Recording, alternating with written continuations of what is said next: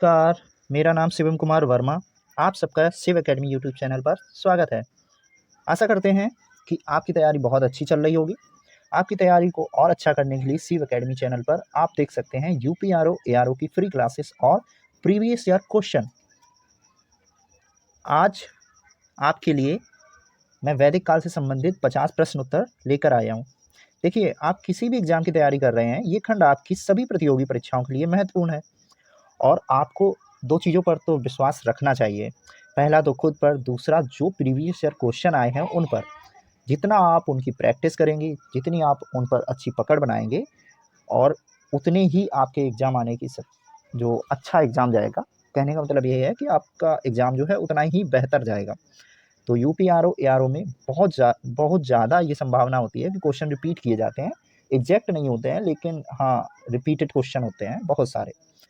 तो आज हम 51 से लेके और अपने 100 तक की श्रृंखला को कंप्लीट करेंगे। इससे पहले की जो वीडियो थी उसमें मैंने 1 से लेके 50 तक के प्रश्न करवाए हुए हैं। अगर आपने नहीं देखा है तो आप वीडियो उसको देख सकते हैं जाके यूट्यूब चैनल पर। मैंने प्लेलिस्ट भी बना दी है। तो चलिए शुरू करते हैं।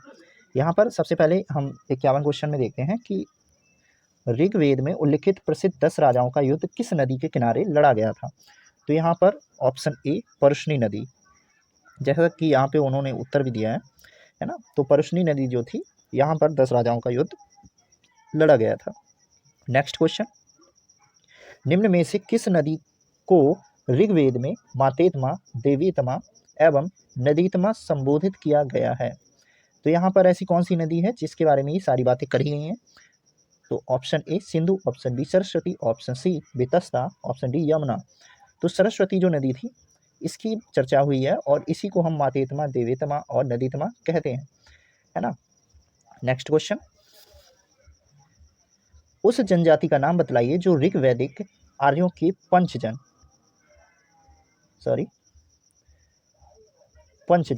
ठीक है, पंचजन से संबंधित नहीं थी। तो पंचजन से कौन सी संबंधित नहीं थी, यहाँ पे अगर हम देखें तो ऋग्वैदिक जो आर्य थे उसमें पंचजनों में कौन कौन सी जातियां संबंधित थीं। तो जैसे यदु संबंधित थी, पुरुष संबंधित थी, है ना। तुर्वसु भी इससे संबंधित थी, लेकिन जो किकट है ये इससे संबंधित नहीं थी। तो ये ऋग्वैदिक आर्यों के पंचजन जो है उनसे संबंधित नहीं थी। नेक्स्ट क्वेश्चन, प्राचीन काल में आर्यों के जीविकोपार्जन का मुख्य साधन था। क्योंकि हम लोग जानते हैं कि जो आर्यन सभ्यता थी ये ग्रामीण सभ्यता थी और ग्रामीण होने के कारण ये लोग कृषि एवं पशुपालन किया करते थे। नेक्स्ट क्वेश्चन, ऋग्वेद में उल्लिखित यव शब्द किस कृषि उत्पाद हेतु प्रयुक्त किया गया है। तो यहाँ पर यव शब्द की बात हो रही है कि जो यव शब्द है ये किसके लिए प्रयोग किया गया है। ऑप्शन ए जौ, ऑप्शन बी चना, ऑप्शन सी चावल, ऑप्शन डी गेहूं। तो जो यव शब्द है ये जौ के लिए प्रयुक्त किया गया है। Option A is a correct answer. तो ये जौ जो है ये यव शब्द के लिए आया है। नेक्स्ट क्वेश्चन, सूची मिलान दिया गया है, सूची 1 और सूची 2 दिया गया है। तो यहाँ पर हम सूची मिलान करेंगे, है ना। तो सूची 1 में एक तरफ फसलें दी गई हैं और उनके जो नए नाम हैं उनके बारे में बताया गया है। तो सबसे पहले हम यहाँ पे देखेंगे कि जो व्रीहि है, मोदग है, यव है, इच्छु है, इनके लिए कौन कौन से जो नए नाम हैं प्रयुक्त किए जाते हैं। तो सबसे पहले यहाँ पर हम ए को देखेंगे। जो ए है, जो व्रीहि है, इसका जो नाम है वो चावल है ना। तो चावल इसको कहा जाता है। इसी तरीके से जो मोदग है इसको मूंग कहा जाता है, जैसे कि नाम से भी समझ में आ रहा है, मोद मूंग एक जैसा लग रहा है ना। और यव हम अभी पढ़ ही चुके हैं कि जो यव है ये जौ के लिए प्रयुक्त होता था, तो ये जौ के लिए हो गया। और जो इच्छु है ये गन्ने के लिए प्रयुक्त होता था, ठीक है। तो हम देखें तो 2 3 4 1 ये ऑप्शन हमारे मैच कर रहे हैं। 2 3 4 1 देखते हैं कौन सा क्वेश्चन ऑप्शन है। ऑप्शन डी 2 3 4 1, यहाँ पे देख सकते हैं आप 2 3 4 1। Option D is a correct answer. Next question, ऋग्वैदिक पढ़ी किस वर्ग के नागरिक थे। तो पढ़ी आप समझ सकते हैं, जो पढ़ी लोग होते थे वो किसके लिए ये शब्द प्रयोग किया जाता था। पुरोहित तो हो नहीं सकते, लोहार, स्वर्णकार या व्यापारी, ठीक है। तो पढ़ी एक तरीके से ये ऐसा शब्द है जो वाणिज्य से संबंधित समझ में आता है ना।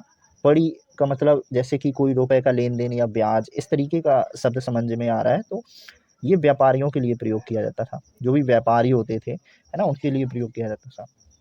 और इनको एक और चीज़ कहा जाता था, क्योंकि ये लोगों को ब्याज देते थे, है ना, ब्याज पर ऋण देते थे, कहने का मतलब राशि देते थे ब्याज पर। ठीक है, तो यहाँ पर बेकनाट, इनको बेकनाट या सूदखोर भी कहा जाता था। नेक्स्ट क्वेश्चन, वैदिक युग में प्रचलित लोकप्रिय शासन प्रणाली थी। तो वैदिक युग में जो प्रचलित लोकप्रिय शासन प्रणाली थी वो कैसी थी? निरंकुश, प्रजातंत्र, गणतंत्र या वंश परंपरागत राजतंत्र। ठीक है, तो वैदिक युग जो था उसमें वंश परंपरागत जो राजतंत्र प्रणाली थी और इसमें इसी तरीके से शासन किया जाता था। ठीक है, नेक्स्ट क्वेश्चन,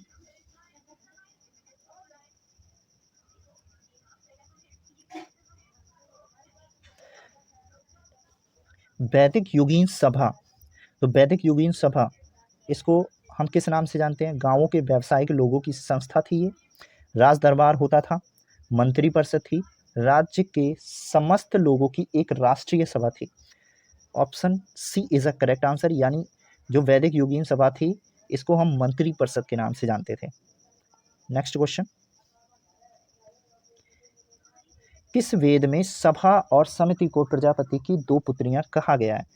तो ये जो भी क्वेश्चन बन रहे हैं ये सब मैंने पिछली वीडियो में इनसे संबंधित नोट्स बना के दिया है और ये सब चीज़ें उसमें लिखी हुई हैं। अगर आपने उतनी ही वीडियो देख ली, लगभग 8 से 10 मिनट की वो वीडियो है, तो ये सारे क्वेश्चन आपके क्लियर हो जाएंगे और बहुत अच्छे से आपको तैयार भी हो जाएगा। ठीक है, तो जो सभा और समिति है ये प्रजापति की दो पुत्रियों के नाम से जाना जाता था। तो ये किस वेद में इसकी चर्चा करी गई है, ये पूछा गया है। तो यहाँ पर ऑप्शन डी इसका करेक्ट आंसर हो जाएगा, अथर्ववेद। तो अथर्ववेद में सभा और समिति को प्रजापति की दो पुत्रियां कहा गया है। नेक्स्ट क्वेश्चन, ऋग्वैदिक जनसभा जो न्यायिक कार्यों से संबंधित थी, है ना, तो वो कौन सी थी? तो उसको हम सभा ही कहते हैं, यानी सभा के ही नाम से जानते हैं। तो option A is a correct answer. Next question,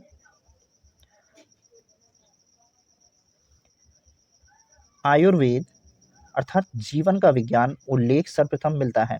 तो आयुर्वेद का किस वेद में इसका मिलता है? तो आरण्यक में, सामवेद में, यजुर्वेद में या अथर्ववेद में? तो अथर्ववेद है, इसी में सारी चीज़ें मिलती हैं, औषधियों से संबंधित, है ना। तो option D is a correct answer. Next question,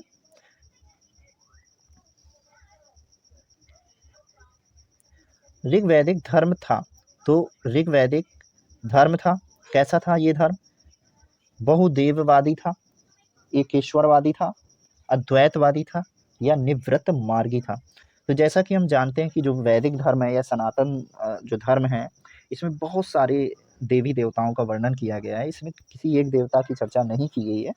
तो इसके अकॉर्डिंग ये कैसा है ऋग्वैदिक धर्म? ये बहुदेववादी है ना, क्योंकि इसमें हर एक कई 33 करोड़ या 33 कोटि देवी देवताओं की इसमें चर्चा करी गई है। नेक्स्ट क्वेश्चन,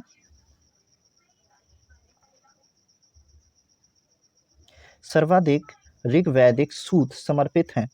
तो ऋग्वैदिक सूत जो हैं ये समर्पित हैं किस देवता के लिए समर्पित हैं, है ना, क्योंकि उस समय देखिए, अगर हम ऋग्वैदिक काल को अच्छे से पढ़ें तो उस समय जो इंद्र देवता थे ये सबसे प्रसिद्ध देवता थे, है ना। तो ऋग्वैदिक काल में सबसे ज़्यादा जो सूक्तियाँ हैं वो इंद्र देवता के ऊपर समर्पित हैं। नेक्स्ट क्वेश्चन, निम्नलिखित में से किस ऋग्वेद में युद्ध देवता समझा जाता था? ठीक है, तो युद्ध देवता समझा जाता था, किसको समझा जाता था? अग्नि को, इंद्र को, सूर्य को, वरुण को। तो मैंने बताया था कि जो ऋग्वेद था इसमें सबसे ज़्यादा इंद्र जो भगवान है उनकी चर्चा करी गई है। तो इसके according option B is a correct answer. Next question, Rigveda में सर्वाधिक संख्या में मंत्र संबंधित हैं। तो ये भी वही क्वेश्चन है ना, बन जाएगा। तो यहाँ पर सबसे ज़्यादा इसमें मंत्र किसके लिए रखे गए हैं? ऑप्शन ए अग्नि से, वरुण से, विष्णु से, यम से। तो यहाँ पर option A is a correct answer, है ना, अग्नि से। तो ऋग्वेद में सर्वाधिक संख्या में जो मंत्र संबंधित हैं वो अग्नि से हैं। ठीक है, यहाँ पर आप देख भी सकते हैं, इसमें व्याख्या भी करी गई है कि ऋग्वेद में सर्वाधिक संख्या में मंत्र इंद्र को समर्पित हैं, किंतु वह इस प्रश्न के विकल्प में नहीं है।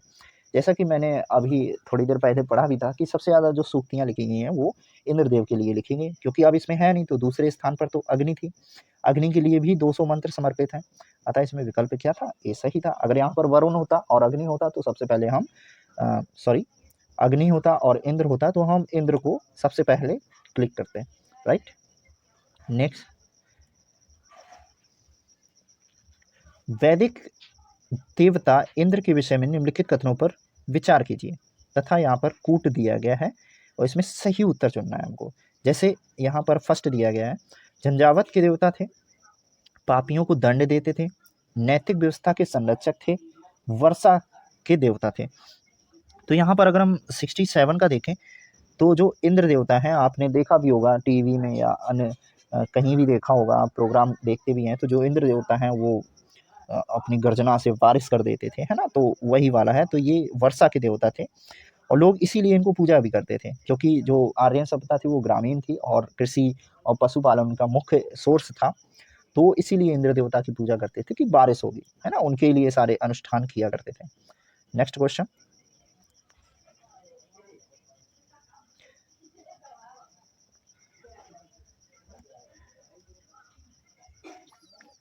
तो यहाँ पर ऑप्शन डी इसमें है 1 और 4 सही है, ठीक है। चलिए नेक्स्ट क्वेश्चन देखते हैं। निम्नलिखित में से पूर्व वैदिक आर्यों का सर्वाधिक लोकप्रिय देवता कौन था?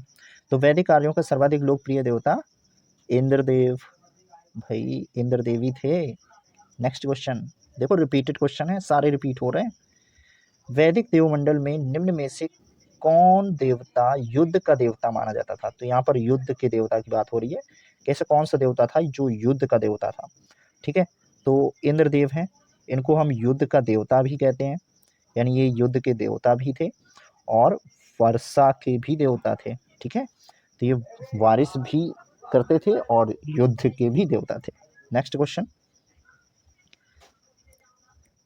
800 से 600 ईसा पूर्व का काल किस युग से जुड़ा है? ऑप्शन ए ब्राह्मण युग, ऑप्शन बी सूत्र युग, ऑप्शन सी रामायण युग, ऑप्शन डी महाभारत युग। तो यहाँ पर option A is a correct answer, ब्राह्मण युग से ये जुड़ा हुआ है। नेक्स्ट क्वेश्चन, गायत्री मंत्र किस पुस्तक में मिलता है? तो यहाँ पर अगर हम देखें तो गायत्री मंत्र है ये किस पुस्तक से मिलता है, ठीक है। आपके ऑप्शन है Upanishad, option B Bhagavad Gita, option C Rigveda, option D Yajurveda. तो यहाँ पर ऑप्शन सी जो ऋग्वेद है यहाँ से गायत्री मंत्र लिया गया है। नेक्स्ट क्वेश्चन,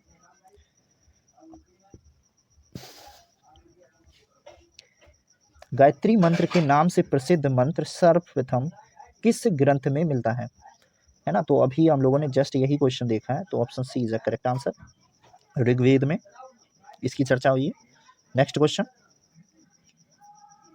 गायत्री मंत्र की रचना किसने की थी?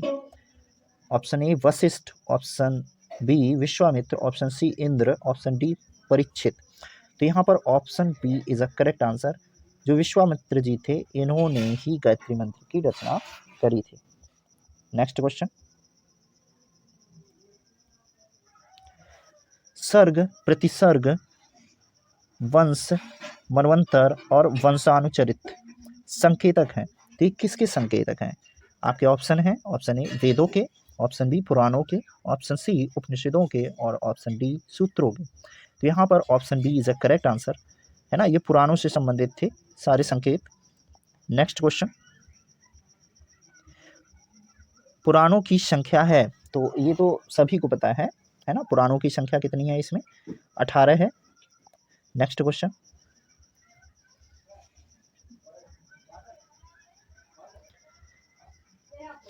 श्रीमद् भागवत गीता मौलिक रूप में किस भाषा में लिखी गई है?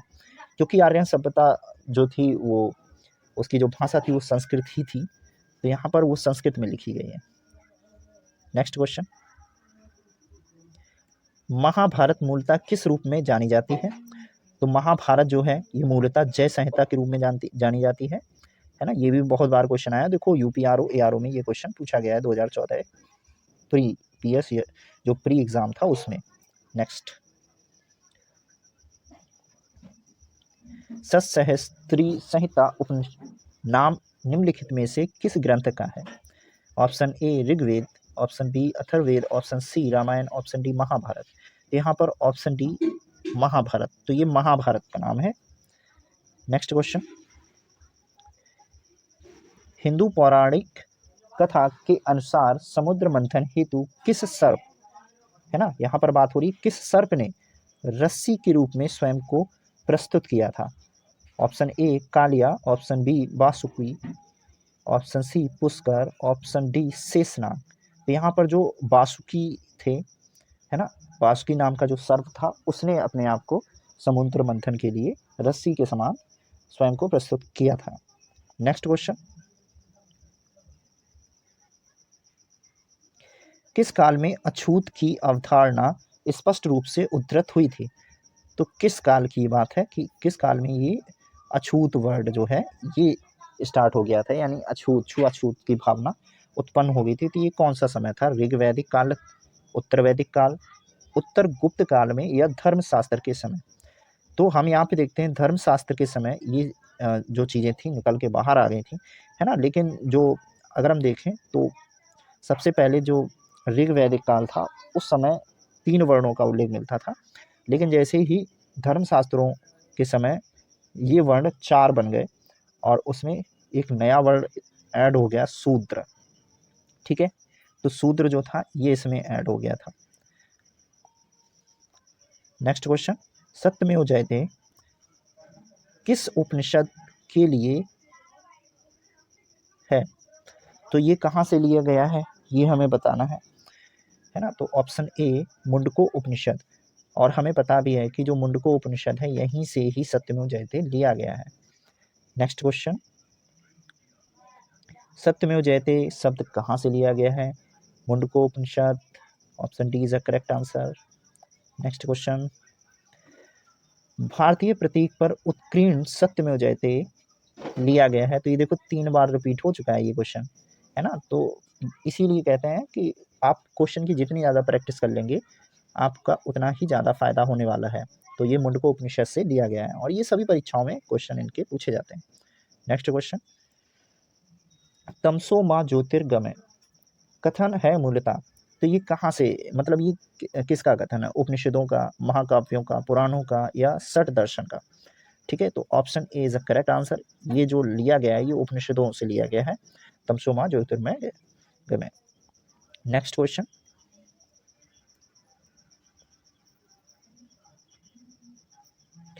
किस उपनिषद का शाब्दिक अर्थ सफेद घोड़ा है? ठीक है, तो यहाँ पर बात हो रही है कि ऐसा कौन सा उपनिषद है जिसका शाब्दिक अर्थ सफेद घोड़ा है? कठोप उपनिषद, है ना, छांदोग्य उपनिषद, तैतरीय उपनिषद, या ईशोपनिषद? इनमें से कोई नहीं। तो ये छत्तीसगढ़ पीसीएस प्री 2016 का क्वेश्चन है। यहाँ पर ई ऑप्शन करेक्ट हो जाएगा, है ना। चलिए, तो सफ़ेद जो घोड़ा था ये श्वेताश्वतर उपनिषद जो था उसके लिए ये प्रयोग किया जाता था। नेक्स्ट क्वेश्चन, सत्यकाम जाबाल की कथा में अनव्याही माँ होने के लांछन को चुनौती देती है तो उल्लिखित है। Option A Jabala Upanishad, option B Prashnopanishad, option C Chandogya Upanishad, option D Kathopanishad. तो ये किसके लिए है? तो ये छांदोग्य जो था उस उपनिषद में ये बात कही गई है। नेक्स्ट क्वेश्चन,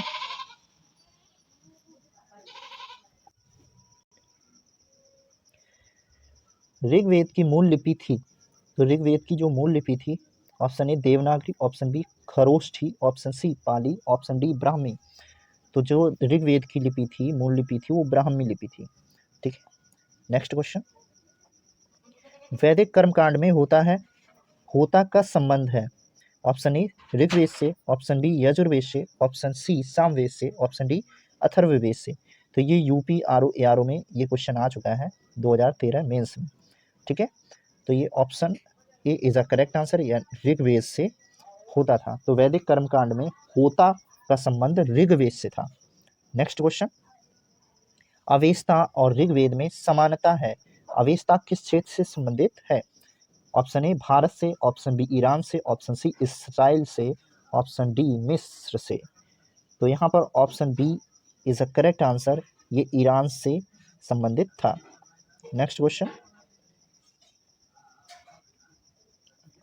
वैदिक काल में किस जानवर को अघन्या माना गया है? तो यहाँ पर अघन्या वर्ड की बात करी गई है। अघन्या का मतलब ये होता है ना मारे जाने योग्य जानवर, ठीक है। तो क्योंकि वैदिक काल या ऋग्वेद में हम कहें तो गाय एक ऐसा था पशु जिसको ये सबसे प्रिय था इनका पशु, और ये इसको माता भी कहकर बुलाते थे, है ना, इसको मारा भी नहीं जाता था। नेक्स्ट क्वेश्चन, ऋग्वेद में अघन्या का प्रयोग हुआ है बकरी के लिए, गाय के लिए, हाथी के लिए, घोड़े के लिए? तो ये गाय के लिए प्रयोग हुआ है। Option B is a correct answer. Next question, Rigveda में कई परिच्छेदों में प्रयुक्त अघन्य शब्द संदर्भित है। पुजारी के लिए, स्त्री के लिए, गाय के लिए, ब्राह्मण के लिए? तो जो अघन्य शब्द है या अघन्या शब्द है ये गाय के लिए प्रयुक्त किया जाता था। तो option C is a correct answer. Next question,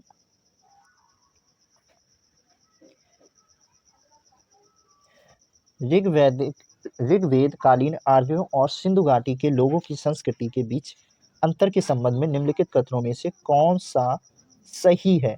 मुझे सही वाला बताना है, ठीक है। तो यहाँ पर कथन दिए गए हैं। सबसे पहला कथन दिया गया है, ऋग्वेद कालीन आर्य कवच और सिर त्राण हेलमेट का उपयोग करते थे, जबकि सिंधु घाटी सभ्यता के लोगों में इनके उपयोग का कोई साक्ष्य नहीं मिलता है, ठीक है।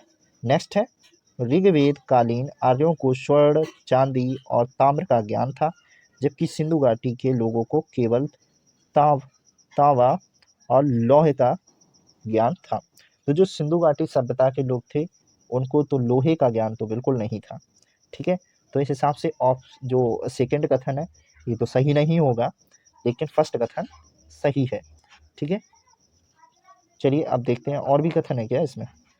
हाँ और भी है, तीसरा भी है। ऋग्वेद कालीन आर्यों ने घोड़े को पालतू बना लिया था।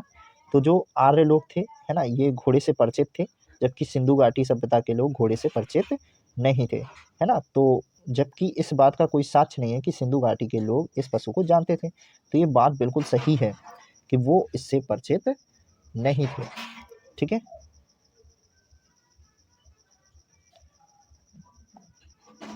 तो यहाँ पर अगर हम ऑप्शन देखें तो इसमें ऑप्शन, ये कौन सा क्वेश्चन है, 93, तो 93 का ए वाला, ठीक है, केवल ए करेक्ट आंसर हो जाएगा, सॉरी, ठीक है। तो इसका ए करेक्ट आंसर हो जाएगा, यानी जो फर्स्ट हमारा कथन था वही सही था। इसमें आप यहाँ पर देख सकते हैं कि जो ऋग्वेद कालीन आर्यों ने घोड़े को तो पालतू बना लिया था, है ना, पालतू था, लेकिन ये गाय को पालतू बनाए हुए थे, गाय को ही पालते थे, ठीक है। नेक्स्ट क्वेश्चन,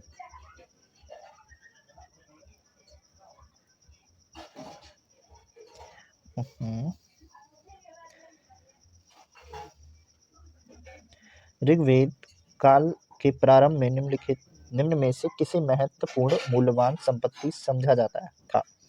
तो किसे समझा जाता था? भूमि को, गाय को, स्त्री को, जल को? तो यहाँ पर option B is a correct answer. जो मूल्यवान संपत्ति थी वो गाय थी, तो गाय को ये मूल्यवान समझते थे।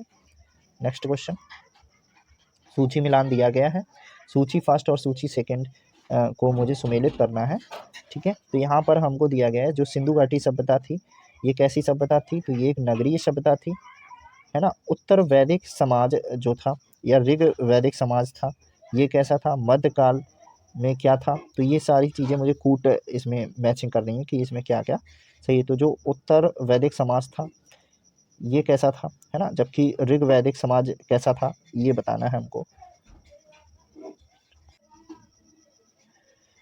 हाँ तो यहाँ पर देखते हैं, जो सिंधु घाटी सभ्यता थी ये कैसी थी? नगरी सभ्यता थी, है ना। और जो उत्तर वैदिक समाज था, उत्तर वैदिक जो समाज था इसमें लोग कृषि किया करते थे, है ना, कृषि कार्य हो गया था। ऋग्वैदिक समाज जब आते हैं तो ये क्या करते हैं, जमींदारी करने लगते हैं, और फिर मध्यकाल के आते आते चारागाह हो जाता है। ठीक है, तो ये सम्मिलित हो गया मध्यकाल में चारागाह। सिंधु घाटी एक नगरीय सभ्यता थी, उत्तर वैदिक काल कृषिक था, ऋग्वैदिक जो समाज था ये जमींदारी करता था। तो इस हिसाब से इसके क्या हो गए, 4 3 2 1। तो ऑप्शन देखना है मुझे, 4 2 3 1 ये नहीं है, इधर 4 3 1 2 1 2 सॉरी 4 3 ये वाला करेक्ट आंसर था, 4 3 1 2। ठीक है, 2 1 नहीं, वहाँ गलत हो गया था, मिस्टेक हो गई थी, सॉरी। नेक्स्ट क्वेश्चन,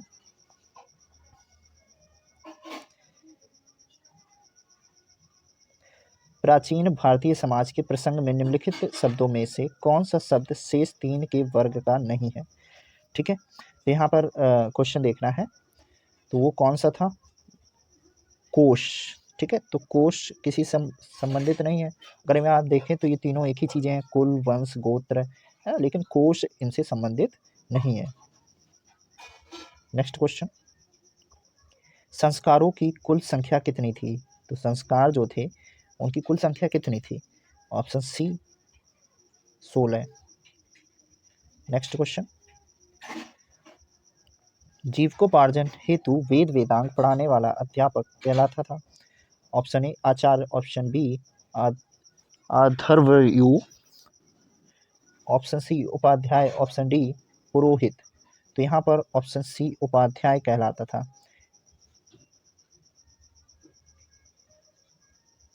तो आज की वीडियो यहीं समाप्त करते हैं, और अगर आपको वीडियो पसंद आया है तो प्लीज़ लाइक सब्सक्राइब शेयर अवश्य करें।